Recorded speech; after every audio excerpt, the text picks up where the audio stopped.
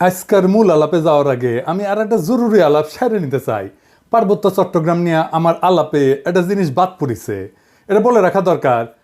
যারা আগে দেখেন না ভিডিওটা দেখতে পারেন, এইখানে আমি মোটা দাগে আলোচনা করছি কিভাবে পার্বত্য চট্টগ্রাম সমস্যার সমাধানের পথে আগানি যায়।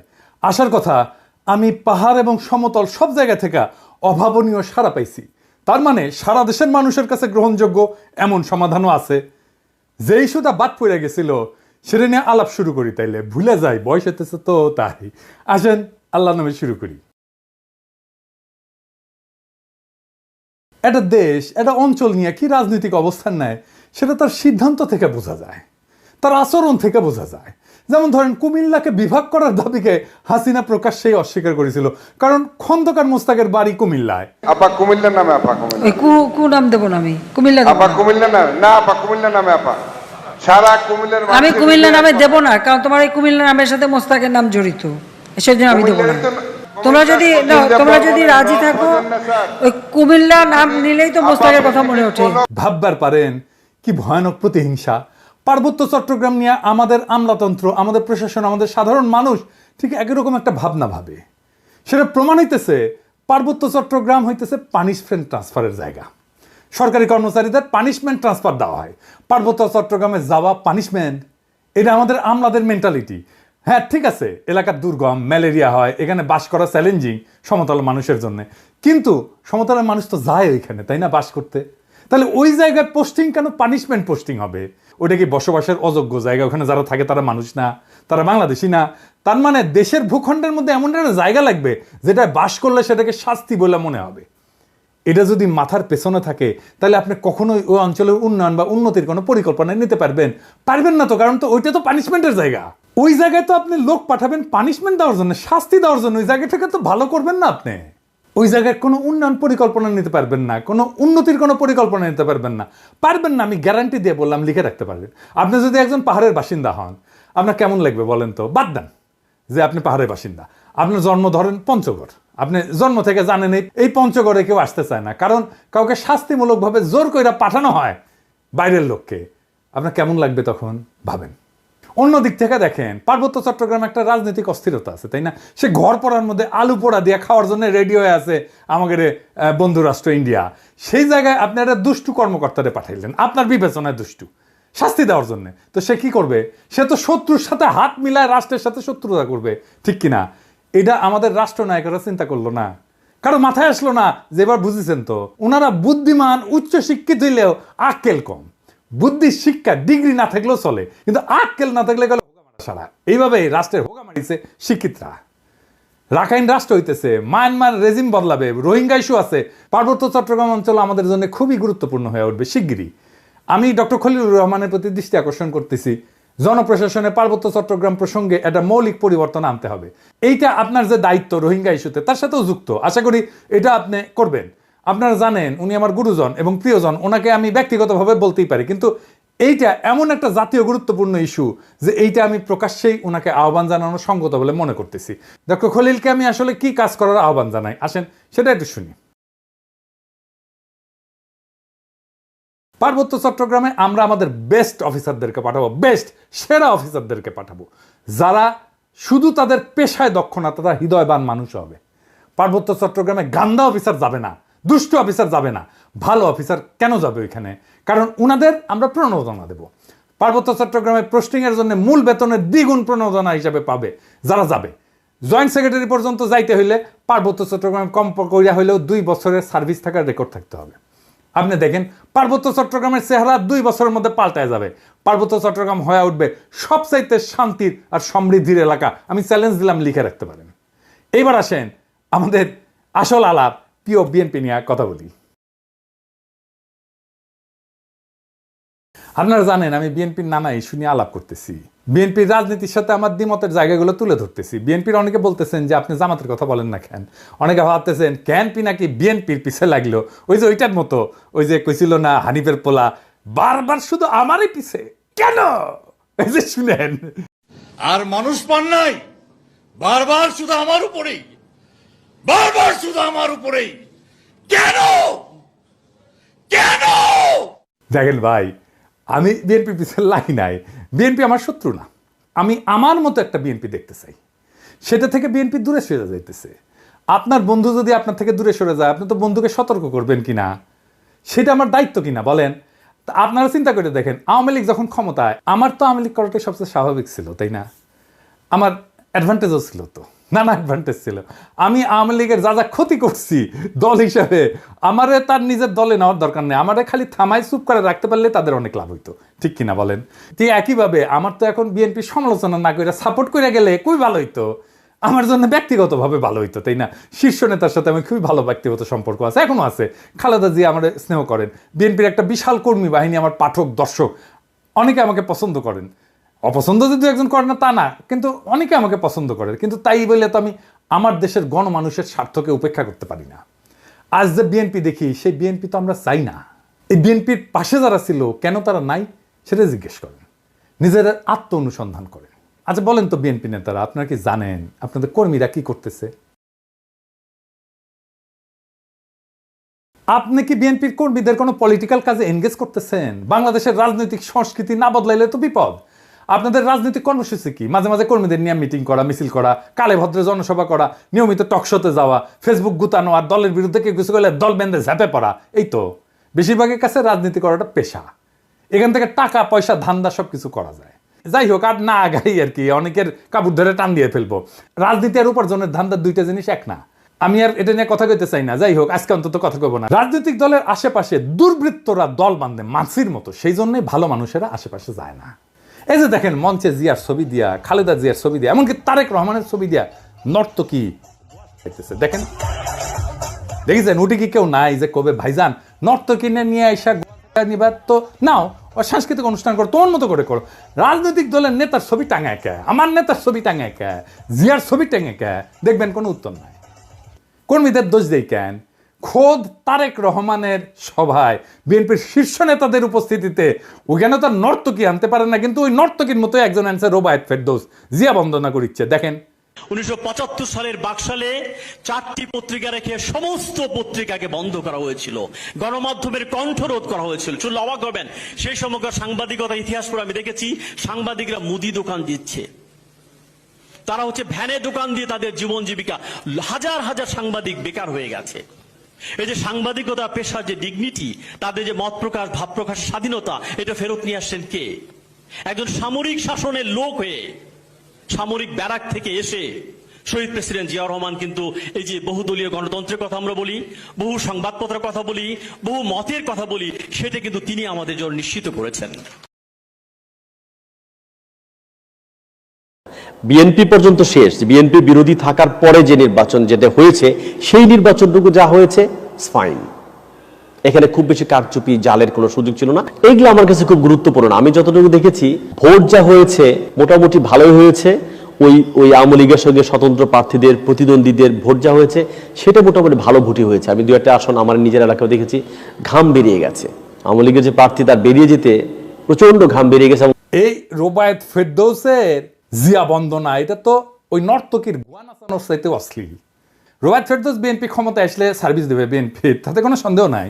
হ্যাঁ, কিন্তু বিএনপির কেন এরকম একজন লুম্পেন ইন্টেলেকচুয়ালকে মঞ্চে জায়গা দিতে হয়, এইখানেই সংকটটা, বুঝছাও? আবার দেখেন, এই যে মোয়াজ্জেম হোসেন আলাল, অত্যন্ত শ্রদ্ধাভাজন রাজনৈতিক ব্যক্তিত্ব, আমি অত্যন্ত পছন্দ করি ওনাকে। উনি কইতেছেন জয় বাংলা আওয়ামী লীগের স্লোগান না, মুক্তিযোদ্ধাদের স্লোগান। তার মানে বিএনপি জয় বাংলা স্লোগান দিবে মুক্তিযুদ্ধের নামে। তাছাড়া জয় বাংলা স্লোগানকে ডিফেন্ড করতে আসে কেন আলাল ভাই, বলেন তো? উনি তো ছোটখাটো নেতা না। এইবার দেখেন, ওই যে ফজলুর রহমান, ওদের মারিছিলাম, ঝাড়িয়ে দিছিলাম না, ওই মালটা কলে থামেনি, বুঝেছেন? আসেন ফজলুর রহমানকে দেখে, খালেদা জিয়ার উপদেষ্টা ফজলুর রহমান ওয়াজের বিরুদ্ধে বক্তব্য দিতেছে, শুনেন। কোন দেশে এইভাবে মাইক লাগায় সারা রাত শুধু রাজনৈতিক বক্তৃতা হয়, যার নাম কয় ইসলাম? এটা তো একটা ওয়ারান দেশ পাইছে, যা ইচ্ছা তা বলতেছে মৌলানা মৌলবীরা, এবং হেলিকপ্টারে যাইতেছে, গাড়িতে যাইতেছে, লাখ লাখ টাকা নিতেছে। এটা তো একটা ব্যবসা বাণিজ্যের ব্যাপার। এবং এরা তো দুনিয়ার সমস্ত কালচার শেষ করে, বাঙালির যে কালচার, শিক্ষা, সংস্কৃতি, নাটক, যাত্রা, গান, বাউল, মাজার সব শেষ করে দিতেছে তারা। কি চায় তারা? এই দেশে কিছু থাকবে না। সমস্ত বাগানে তার কণ্ঠে তো সেই নাস্তিকদের প্রতিধ্বনি, তার কণ্ঠে তো সেই বামেদের প্রতিধ্বনি, সেই ফেরাউন নমরুদের প্রতিধ্বনি। এইসব হইতেছে কি চারিদিকে, কি হইতেছে? দেখে মনে হইতেছে না যে আওয়ামী লীগ আমলে যা যা শুনতেন, যা যা শুনতেছিলেন, এখন বিএনপি সেটাই করিচ্ছে। শুধু বিএনপি মাইক বাজায়, ওই যে সোহরাওয়ার্দীর বডিগার্ডের ভাষণ না বাজাইতে শুরু করে। এটাই তো আমার চিন্তা এখন। এই ফজলুর রহমান তো খালেদা জিয়ার উপদেষ্টা, সে খালেদা জিয়াকে কি উপদেশ দিবে, কি করাই নিবে খালেদা জিয়াকে উপদেশ দিয়া, সেটা কে আল্লাহ জানে। আপনি এখন কইবেন খালেদা জিয়াকে কইলেই শুনবেন উনি? আপনাদের একটা জিনিস জানায় রাখি, উনি খুবই ডেমোক্রেটিক লিডার। ওনার আশেপাশে দায়িত্বশীলদের পরামর্শ উনি শোনেন এবং সে অনুযায়ী কাজ করেন। উনি বোঝেনও যদি যে কাজটা করা উচিত না, তারপরে উনি করেন এটা। খালেদা জিয়ার লিডারশিপ কোয়ালিটির এটা একটা গুরুত্বপূর্ণ দিক যে উনি ডেমোক্রেটিক্যালি সিদ্ধান্ত, ওনার নিজের সিদ্ধান্ত যদি এটার বিরুদ্ধেও হয়, তারপরেও দলের লোকেরা, অন্যান্য দায়িত্বশীলরা যেটা বলবে সেটাই উনি করবেন। এই প্রসঙ্গে একটা ঘটনার কথা উল্লেখ করি, যা আমি ওই ঘটনায় যুক্ত একজনের কাছ থেকে শুনছি। বলে না হর্সেস মাউথ। বিষয়টা জানলে আপনারা বুঝবেন কেন আমি ফজলুর রহমানের এই অ্যাটিটিউডে বিচলিত হচ্ছি। গল্পটা আর এক ফজলুর রহমানকে নিয়ে, বীর ফজলুর রহমান, বিডিআর এর জেনারেল ফজলুর রহমান। আপনারা ওনাকে চেনেন, রেসপেক্ট করেন, কিন্তু আমি জানি না যে ওনার সমস্ত কীর্তি, ওনার সমস্ত গৌরব এটা জানেন কিনা। উনি মুক্তিযোদ্ধা ছিলেন, উনি মাদ্রাসা পড়া ছাত্র কিন্তু ব্যাকগ্রাউন্ডে, এবং বিডিআরে থাকাকালে তার নেতৃত্বে 2000 সালে বাংলাদেশ এবং মায়ানমারের মধ্যে একটা যুদ্ধ হয়েছিল, নাভ যুদ্ধ বলে। বাংলাদেশের একজন সেনারও মৃত্যু হয়নি, কিন্তু মায়ানমারের 650-র উপরে সৈন্য নিহত হয়েছিল। মায়ানমার পরাজয় মেনে নিয়ে শান্তি চুক্তি করছিল। 2001 সালে ভারত একটা জায়গা জোরপূর্বক দখল করে নিয়েছিল, সিলেটের পাদুয়ায়। এটা উদ্ধার করে 72 সালে এটা দখল করছিল। 72 থেকে 2001 সাল পর্যন্ত বিএসএফ এর দখলে ছিল ওই অঞ্চলটা, বাংলাদেশের ভূখণ্ড। আবার 2001 সালে 18 এপ্রিল ভারতের কুড়িগ্রাম জেলার রৌমারী উপজেলায় বড়বাড়ি বিডিআর ক্যাম্প দখলের জন্য বাংলাদেশের অভ্যন্তরে বিএসএফ আগ্রাসন চালায়। উনার নেতৃত্বে বিডিআর বাহিনী অনুপ্রবেশকারী বিএসএফ এর দলকে পরাজিত করে এবং অনেক বিএসএফ এর জওয়ান মারা যায়। এবং বিএসএফ ওই ঘটনার জন্য এই জেনারেল ফজলুর রহমানকে বিশেষভাবে দায়ী করে। উইকিপিডিয়াতে একটা ঘটনা লিখিছে, ওই যে ফজলুর রহমানের কে নিয়া সুপু আছে না, ওই যে সুপু প্রেসিডেন্ট, বিএনপি পিও প্রেসিডেন্ট আর কি।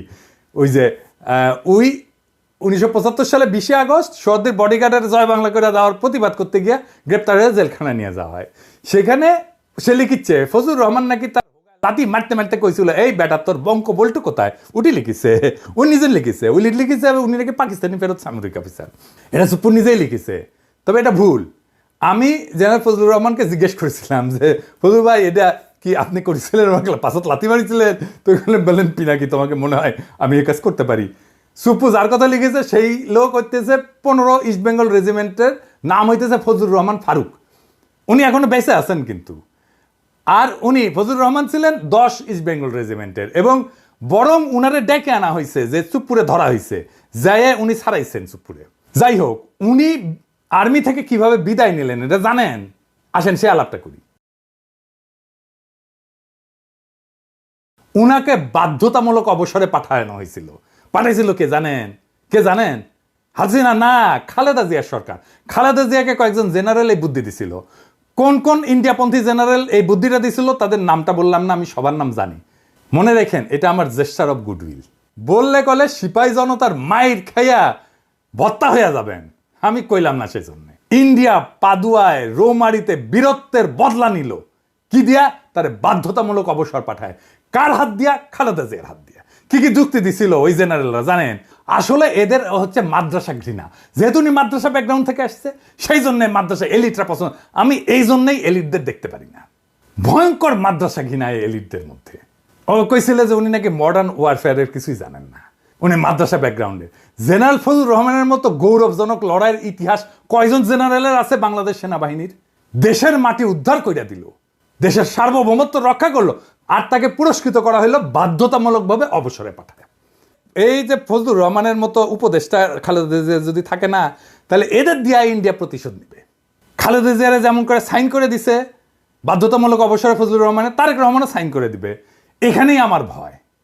বিএনপি শুধু না, জামাতকেও বলতেছি, জনগণের সাথে আপনাদের ন্যূনতম 4 দফার চুক্তি করতে হবে। আপনারা নির্বাচন করবেন, যাই করবেন, তার আগে 4 দফা চুক্তি করতে হবে জনগণের সাথে।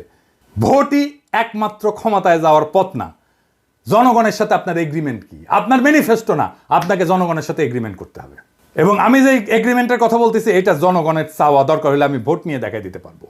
এবং দেখবেন জনগণ কিভাবে আমার এই 4 দফাকে সমর্থন করে। 1 নম্বর দফা, আওয়ামী ফ্যাসিবাদকে চিরতরে কবর দিতে হবে। 2 নম্বর, ভারতীয় আধিপত্যবাদের চিরতরে অবসান ঘটাইতে হবে। 3 নম্বর, একটা সাম্যের সমাজ তৈরি করতে হবে। 4 নম্বর, একটা ইনসাফের রাষ্ট্র কায়েম করতে হবে। এই 4টা ভেরি সিম্পল। এই ফ্রেমের মধ্যে থাকলে সেটাই হবে জনগণের সাথে চুক্তি মানা। এর বাইরে, এই বাউন্ডারির বাইরে যাইতে পারবেন না।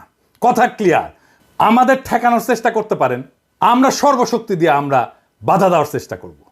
ফাইনালি আমার ক্ষুদ্র ভ্রাতাদের জন্য ওরা গতকাল রাশন ট্রাক দেখে হেভি খুশি হয়েছে, হ্যাঁ, যে আমরা রাশন ট্রাকে কিনবো। এটা গেলে সিদ্ধান্ত হয়ে গেছে।